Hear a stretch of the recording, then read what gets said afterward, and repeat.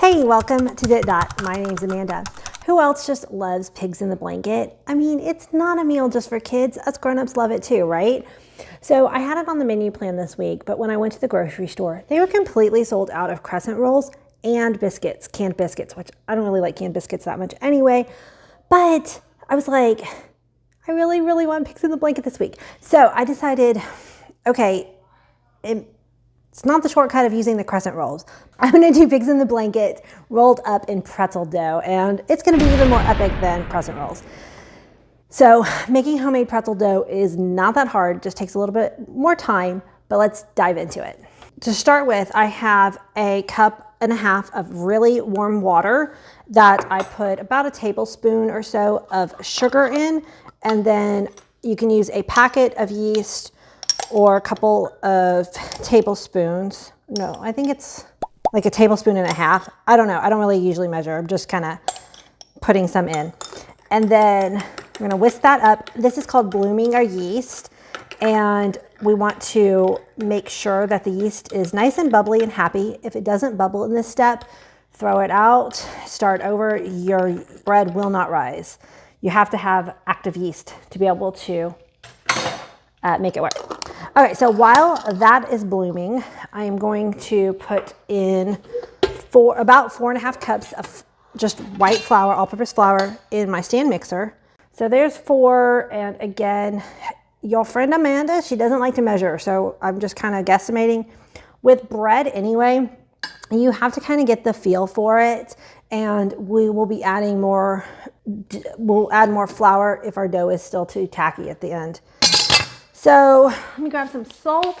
I do think it is important to measure when you're baking, and bread is baking, but when you make bread often enough, you kind of just get a feel for it. And so for the most part, just kind of eyeballing it will work. Okay, so I've got 4.5 cups of flour, some salt, and now I've got about 4 tablespoons of melted butter that I'm going to go ahead and add to this. I'm going to get this kind of stirred in while I'm waiting to make sure my yeast is all nice and happy, which it should be. I used it. Yep, see, it's blooming up. You can start to see it bubble. I used it not that long ago, so it should be good.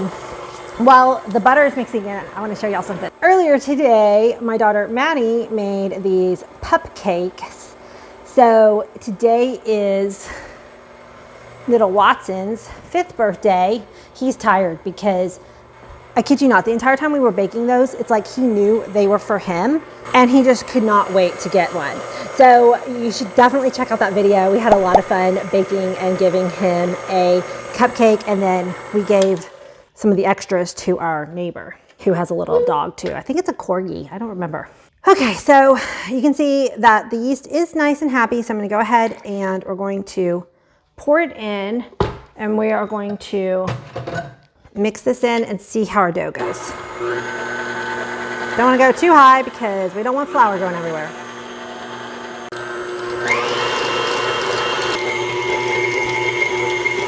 I did the thing I said not to do.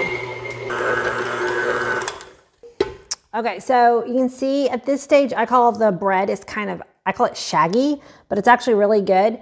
And you can incorporate, it's still, when I touch it, it's still really sticky and sticks to my fingers like that. So you can add a little bit more flour and keep going. I'm gonna need this for another like maybe 30 seconds. And then at this point, I like to just go ahead and start working at it by hand. So you can, like I said, add a little bit more flour to the, I think baking with my daughter wore me out today. You can add a little bit more to this bowl, or I think it's easier to just do it by hand, because that way you actually get a feel for how the dough is.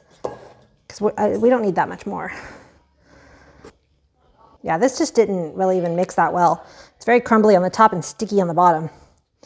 So kneading this by hand is going to help get us all these ingredients in. I'm gonna go ahead and put a little bit of flour, not much, because this dough doesn't really need that much more flour today. It has to do with like the humidity levels and all of that. I don't know. I live in the Pacific Northwest. It rains quite a bit up here, but we've also been, using our fireplace, which kind of draws out some of the humidity from the house. So I've never really studied on which days you should bake and which days you shouldn't. I just kind of like feel my dough and go from there. So you can see I'm kind of pushing away from me, and then every once in a while I'll fold it over and push away from me again. And I want it just to be all one texture. If it's still sticking to my hand, I don't need much flour, so I'm just kind of coating my hands, and then I'll work that tiny little bit of flour into this dough. I love my white countertops, but when I'm doing dough recipes for y'all, I kind of regret them. My last house had black, oh gosh, they were gorgeous black countertops with little blue flecks. Y'all know I love blue, right? There's no blue in this shot. That's really unusual. There's my little blue silicone over there. Anyway, I love blue. And so when we were redecorating our last kitchen, we updated from 1980s kitchen tile, those little square ones that had like the fruit and vegetable on every few. And I got to rip that out. It felt so good. And we bought this black granite with blue flecks in it. It's absolutely gorgeous. It's one of the things I miss about the old house, but that kitchen was also very dark. Okay, so this actually is also another way to kind of knead your dough. It's kind of fun. Just, have fun with it. All right, let me show you. It's looking really good. And we're going to cover this and let it rise for about an hour. So it's nice and soft, and now when I touch it, it's not sticking to me. So it's ready. I'm going to lightly coat it. I'm just putting it in the same bowl, and put a towel over this, and we'll be back in an hour. Although for you, it'll be right now. All right, we're back, and our dough is nice and fluffy. So we're going to punch it down, because that's just so fun to do, and divide it up into 8 sections. Behind me, I've got 10 cups of water boiling with 2/3 cup of baking soda in the water.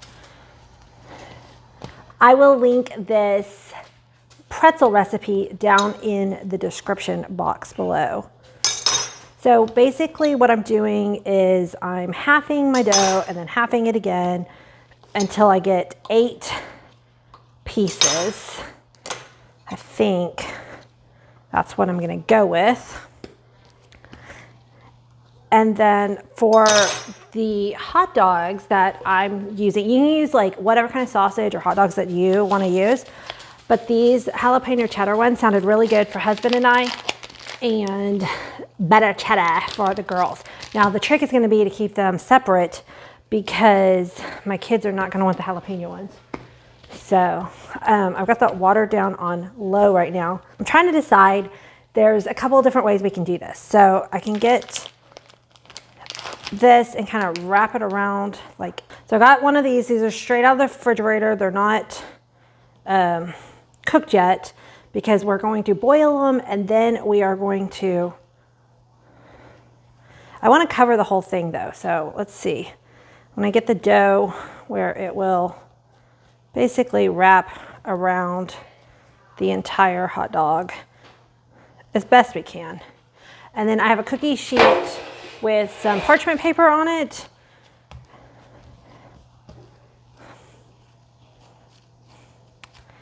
Okay, we're gonna go with a different method. This method didn't work the best. That's why I'm experimenting, so you don't have to. I mean, you could just watch a YouTube channel where the person knows exactly what they're doing, but then you won't know why they did it that way. I'm always one, I'm a kinesthetic learner. I've got to try it out myself. Okay, so I'm doing the jalapeno ones first. So now I'm going to try this method where I just do it like this, wrap it up, and that's much easier. There we go. All right, so I'm going to go ahead and do all these, and then we'll be right back. I've got my air fryer oven preheating to 450, and I've got this water up to a boil, and like I said, it's got 2/3 cup of baking soda in it. Okay, I'm gonna do my jalapeno ones first. Hey, and we're going to put them in, and we want them to stay in for about 30 seconds.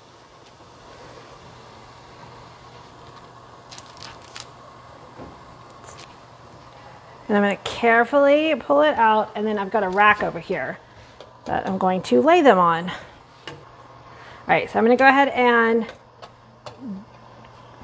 boil all these up, and then we'll do the next step. So this is what they look like out of being boiled. So like that one I didn't quite wrap all the way, but that's going to be fine. And now I have a egg yolk and about 1 tablespoon of water that I mixed up together, and I'm going to coat these. And I've remembered right now that these 4 that I'm doing first are the jalapeno ones. I'm gonna keep them separate. As you can see, I've got some jalapenos here on the counter that I'm going to mark my jalapeno ones with. Oh, these are gonna be so good. I'm gonna serve them with some mustard sauce. The kids will probably eat them with ketchup, but you know, whatever, it's their food. Okay, so looking perfect. And I've got some sea salt here that I'm going to sprinkle the tops with because they are pretzels, so we want that crunchy salt coating, right? I am actually kind of glad that the store ran out of crescent rolls. I mean, of course, it took what was going to be like a super easy dinner for this week. Today's Sunday, so, you know, I've got a little extra time. But yeah, it took what was going to be an easy dinner this week and turned it into more of a project. But you know what? It's fine. So these are pickled jalapenos. If you had some fresh jalapeno slices, you could use those too. But I'm just going to put them on top here of the 4 that are jalapeno.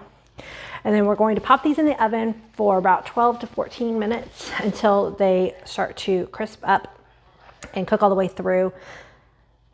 And then we'll check on them.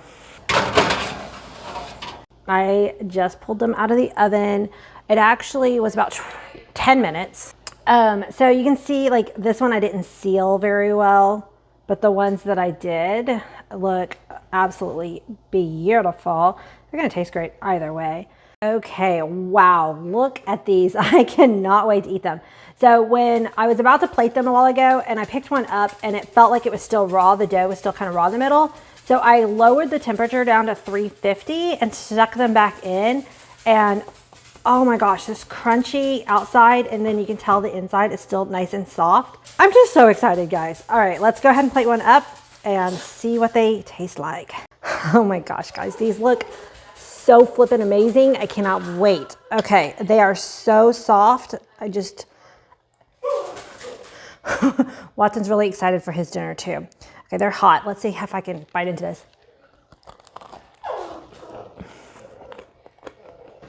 I didn't even get any of the hot dog, but this bread is amazing. The outside is crunchy, the inside is nice and soft. All right, let's try one of the hot dogs. I've got a honey mustard sauce here, but I might actually pull out some stone ground too.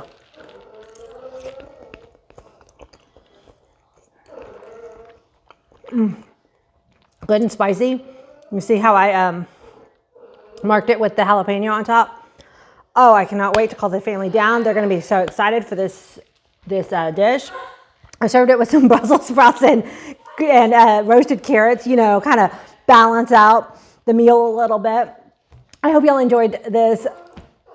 Watson, you're distracting me. I hope you enjoyed this video. Make sure you hit the subscribe button and check out the cupcake video that my daughter Maddie made with me earlier today. And I'll see y'all in the next one. Bye.